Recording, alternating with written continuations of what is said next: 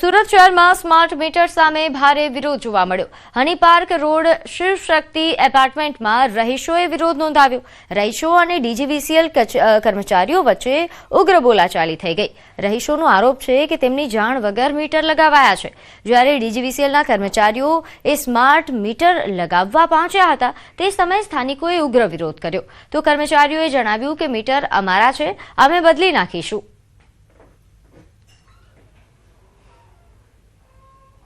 નાખ્યા છે એની પરમિશન મારી પાસે છે નહીં અને મારા પૂછવા વગર એમણે મીટર નાખી દીધા છે અને મેં એમ કેવું છું કે મારે પૂછવા વગર તમે મીટર કેમ નાખીએ, મારા મીટર કાઢી નાખો તો એ લોકો ના પાડે છે।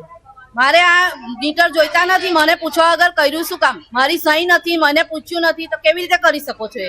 नहीं, कोई प्रमुख की परमिशन नहीं है। प्रमुख खुद फोन लगा के बोल रहे हैं कि इन लोगों को बोलो अभी ना लगाएं, वापस हमारे पुराने जो मीटर है वो लगा दिए जाए।